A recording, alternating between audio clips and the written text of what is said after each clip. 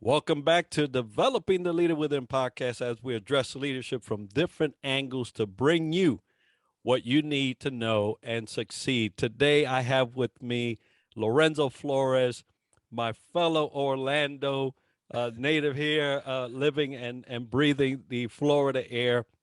And Lorenzo is co-host and one of the masterminds behind Hacking Your Leadership podcast and author of Vision, Clarity, Support, a leadership crash course on the 3 pillars of success and crime, which I'm excited to talk about. Crime, a hip hop detective graphic novel. Lorenzo, welcome to the show. Thank you. I'm so excited to be here. It's been years in the making that we've run into each other and talked about the importance of leadership and how we show up. And these are always my favorite ones, man. I love to chop it up with people that I know are genuine, authentic, have a passion to move the work forward and connect with people. I have a love for it, man. I appreciate everything that you do. I've been watching, I've been liking, I've been sharing, I've been commenting. And anything that has to do with helping people either get better in their own leadership skills or just provide, perspective in life in general to help us selfishly or to help others that we lead. Sign me up for it. I'm down every time. Outstanding. And yes, brother, I've been, since I stepped into Orlando, got wind of, your show, your podcast, have been a fan of all that you guys cover, you and your co-host, Chris. And I tell you that you are one of the top in Apple for a reason, right? You guys cover it so well, and I appreciate what you do in the leadership arena. And folks, today we're going to be talking about leadership and influence. I think one of the most talked about subjects in leadership has been influence because there's so much to talk about and so little it has been done in terms of leaders actually working on their influence and how they influence. But before we get into that, Lorenzo, tell us a little bit about you. Yeah, so I'm married. I have 2 little girls. They're 5 and 6 years old, Laura and Gabriella, my wife Courtney. And so they keep me pretty busy around the house. But that's who I do it for. It's always important that we establish our why and why do we work so hard and push in different arenas to show up. But nothing makes me happier than coming home to them and spending time and doing the family thing. And I really enjoy that. I've been in retail leadership my entire professional career for the most part.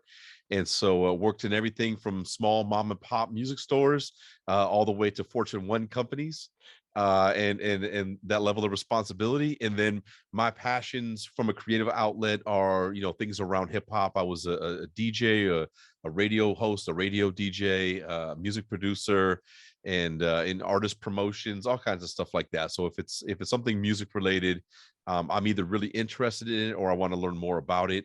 But that's me in a nutshell. And then I think just the podcast thing, that was me wanting to get back into radio as I got older in life. And I was talking to friends about random things, and people said, you should talk about leadership, man. You worked all over the country. You work in all these companies and work with all these people. We'd love to hear your opinion. And that's kind of what got us into the podcasting space.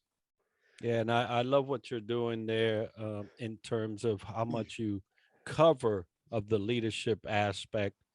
Your T-shirt says it all. Be a mentor, and I'm one that's a proponent. I still mentor even after post-military service. I'm still mentoring because it is truly important, and it's part of leadership's influence, right? The ability to influence.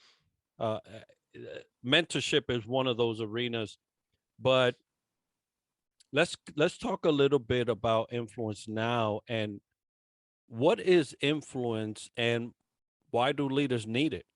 Yeah, I think it's to me, influence is the ability to get people to challenge themselves to be the best version of themselves, and or to want to exceed their own expectations. That's kind of how I look at it. And there's a lot of ways that you can influence things, and there's a lot of ways that human psychology and the ways to get people to do things is kind of typically how people will define it.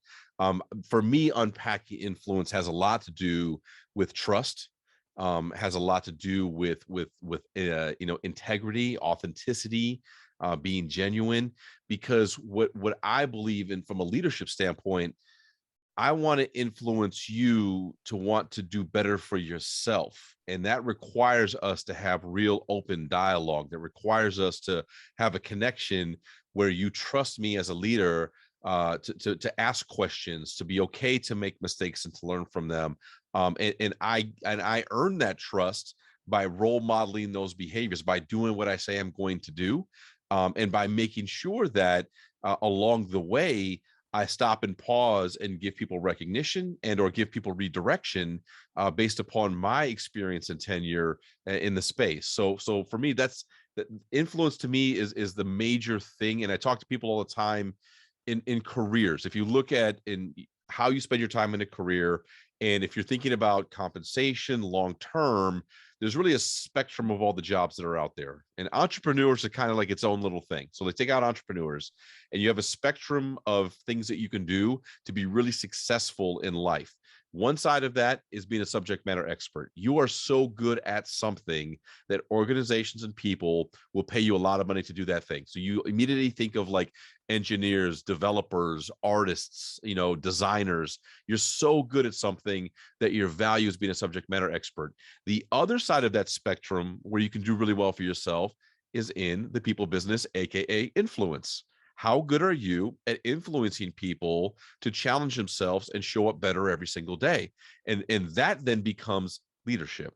And that allows you to then lead locally, small teams, then larger teams, and eventually organizations.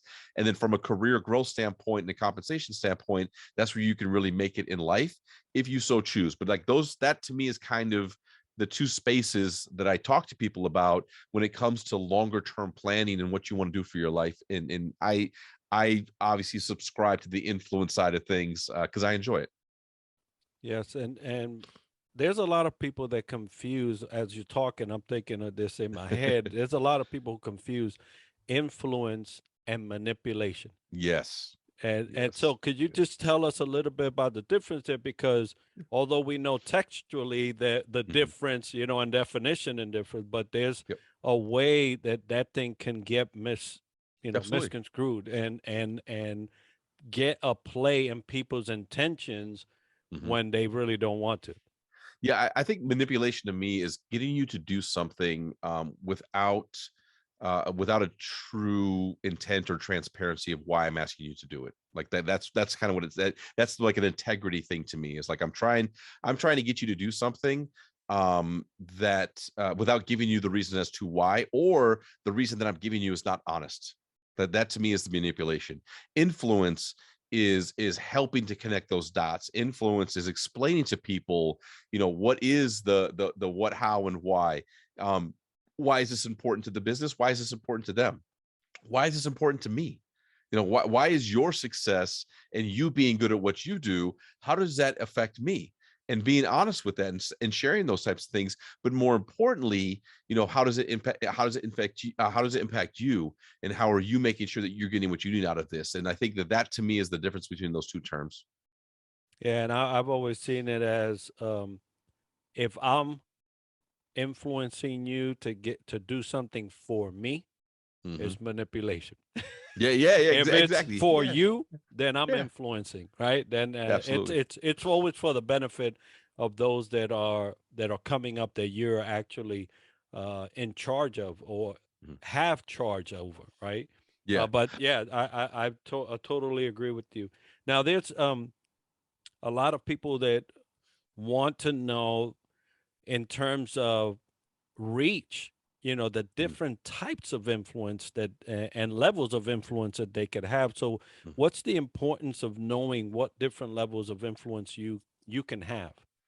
Yeah, so I think there's the local level of influence, which is the relationship that you and I have, and that dialogue, the conversation, the connection, and the ability to talk about the things that like I said, that I think you should do for the betterment of yourself, and for me to work through that. As we start to pull up a little bit more, now influence is more in the space around like inspiration, motivation, like those types of spaces where what I'm talking to you about, maybe my own personal testimony. What I'm talking to you about is what you could do with what you want to accomplish. What I'm talking about is stories and examples, of when you do this work or have this behavior or have this commitment, how that can reach a certain outcome. So I think that when you think about like the TEDx speakers or those people that we listen to, the Tony Robbins of the world, like people like that, when you hear them talk, it's a lot of it is about that larger inspirational, motivational thing, about saying, if you do this, then this can happen. And again, that can be pulled all the way down to the local level. But I think that certain things, it's hard to go into a big room with a lot of people and expect somebody to be fully transparent and honest about the things they struggle with or their opportunities, right? Those are hard things to do. It's much easier to do that at a smaller level of influence when we have a relationship with somebody. And for me, those are the real breakthroughs in those types of those spaces. And those are the things that move people forward and help them to unlock their own potential. And then I think it gets to the point where now, excuse me, you have a larger responsibility. Like, as you mentioned in the intro, like I wrote a leadership book, right? My hope in writing the leadership book about my thoughts on leadership is that it will influence future leaders, people that I do not know, people that I have spent no time with personally, but that my story and my testimony will maybe allow them to pull something from it, to either say, wow, I never thought about it that way, or, oh, okay, I've experienced something similar, or wow, like that is the exact opposite of what I thought that leadership was. Maybe I should think or question more or get some more insight or more perspectives, to better myself and better my position. So, I think that there are varying levels, a lot of different ways, from influence, especially in scale. But I think that to get to the higher level of influence, you have to have kind of the authority to be there, and underneath that authority is respect and trust and kind of results to a degree. For me to say I want to talk about leadership, and specifically like retail leadership, well, that's 20 plus years in retail leadership. And that's a lot of people that I've talked to. There's a lot of people that I've led, and to have that level of authority to put a book out to help to influence people, it kind of, it requires, to a degree, a reason that people should believe me. And my belief is that instead of believing me because I tell you you should believe me, I want you to believe me because you can go and check out my results, talk to my people, see my history, see my work. And I think those individuals typically have the most amount of real influence when it comes to strangers and to large groups of people. Yeah, I love that you mentioned the local level, because I'm one that is always pushing for lead where you are, right? Yeah. And a lot Yes. of leaders want to go for those other levels, and they forsake the Mhm. most important level, which is them. And so Right. then you get this contrast that you're talking about. You're you you're only leading by position. You're not leading by true influence, which is the testimony of your life, what they Mhm. can see and say, no, so and so is a leader because look at here, look at there, look at here. Mhm. And almost, your breadcrumb trail. I was in Tampa and I was speaking, um, about digital footprint, right? And it was Mhm. a leadership topic, and I spoke about it. Unorthodox. You usually don't bring a digital to a leadership conversation, Yeah. and I had a anonymous mask, and Mhm. and I walked with it the whole entire day, on time there, and didn't say a word. And everybody was like, what's the dude? Right? Is he gonna hack us? Talk about hacking your leadership, right? He's gonna Exactly. hack us. And what I was trying to say was, just like the digital world, you leave footprints, you leave little breadcrumbs. where anonymous can hack you, right? Hmm. They know Yeah. exactly.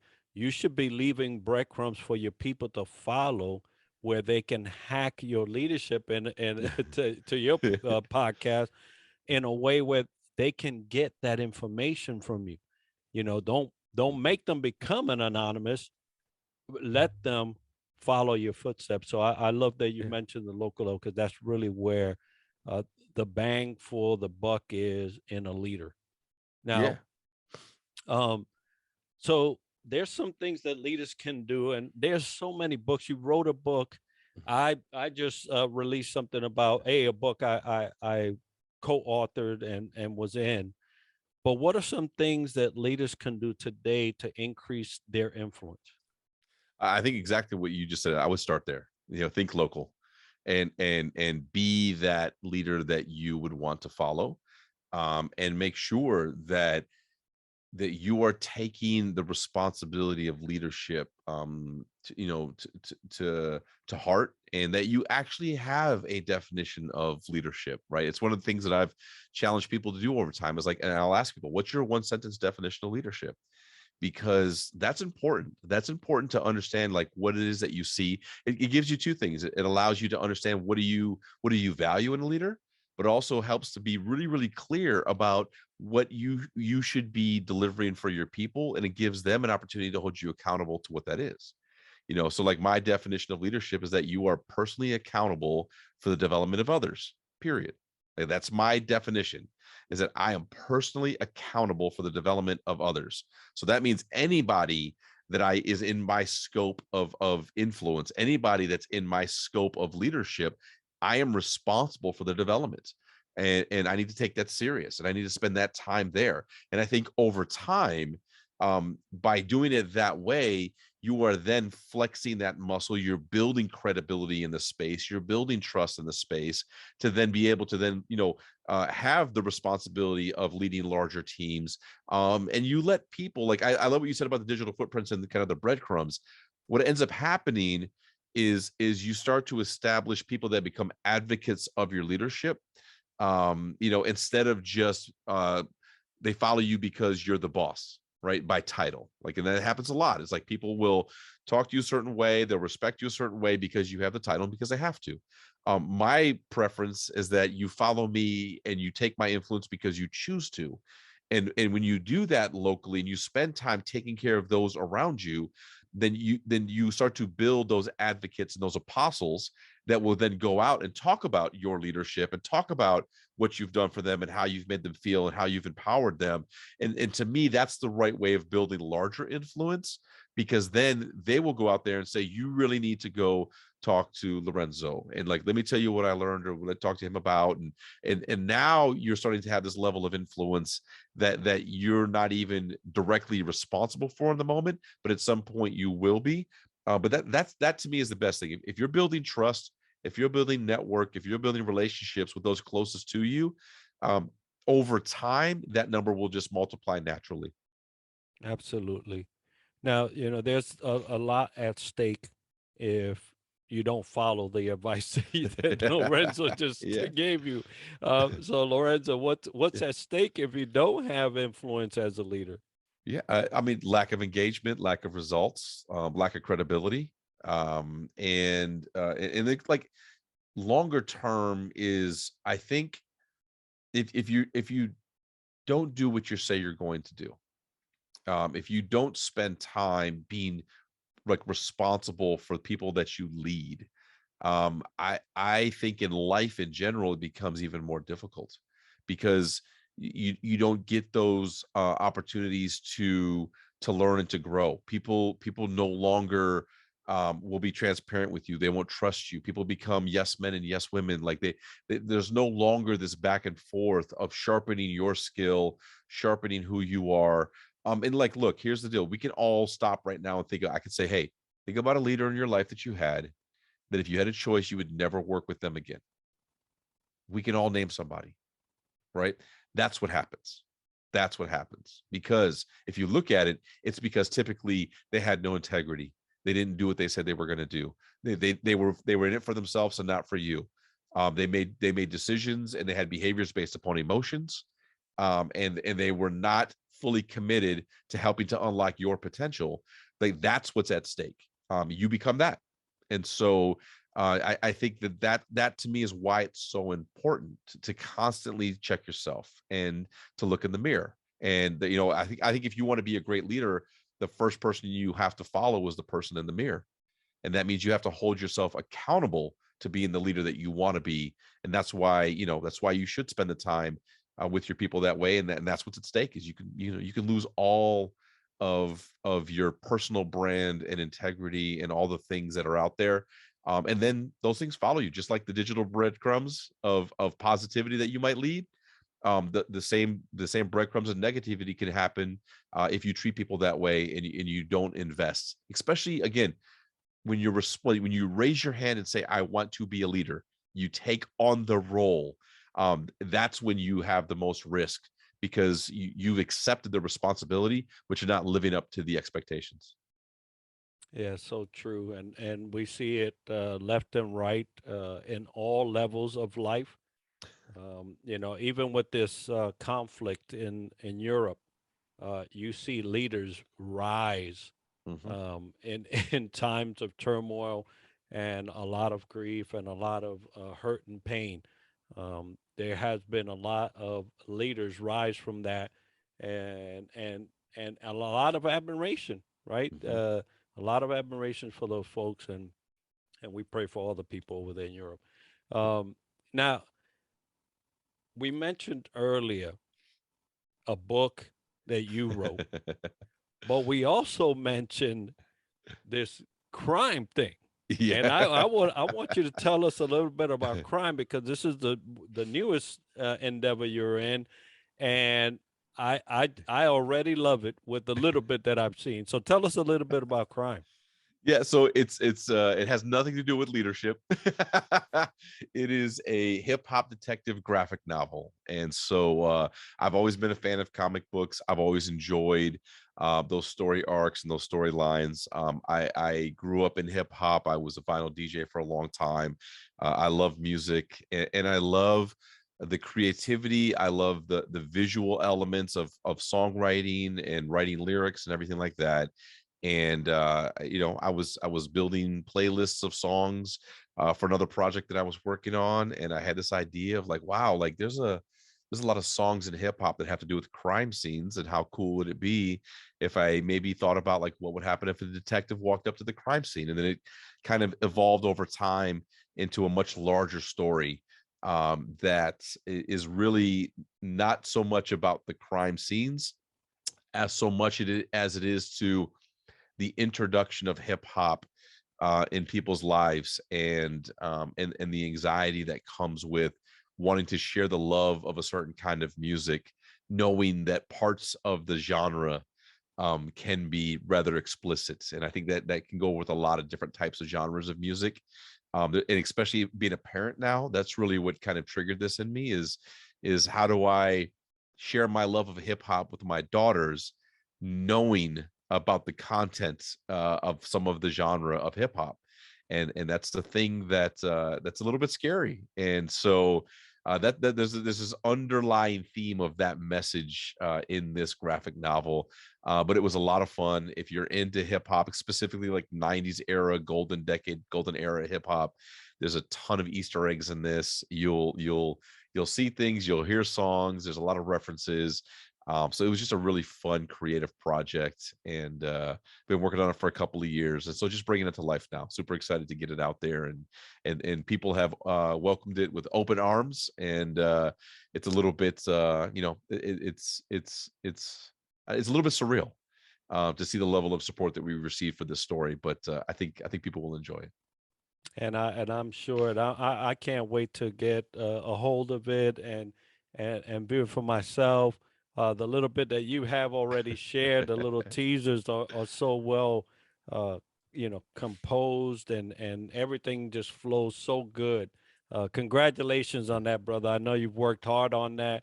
Getting it trademarked, getting it out there, getting it supported, and truly the community has supported. Lorenzo, if someone wanted to get a hold of you to speak about, hacking their leadership, or the projects that you're working on, how would they do that? Yeah, the easiest way is really LinkedIn for me. I'm on a lot of social media. I'm on Instagram, Facebook, but just LinkedIn. Lorenzo Flores on LinkedIn.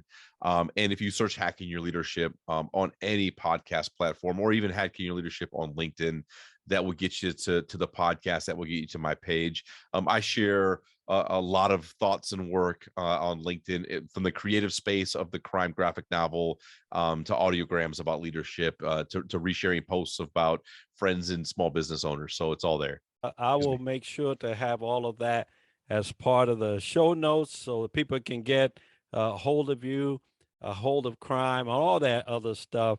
Folks, we've been talking about leadership and influence. Lorenzo Flores here in the local area of Orlando, doing great things, not only through Hacking Your Leadership, but his new endeavors. And if you've enjoyed this episode and learned something interesting about the topic covered today, please make sure to subscribe and let us know by leaving a comment on YouTube, LinkedIn, Instagram, or Twitter right now. We're always looking for new ideas and guests that we can add to our show. So if you know someone or have a topic that you would like featured on the podcast, we love to hear about it by emailing us at triadleadershipsolutions@gmail.com. Be sure to tune in next week for another episode where we dissect leadership from another angle. And as we like to end the show, success to you.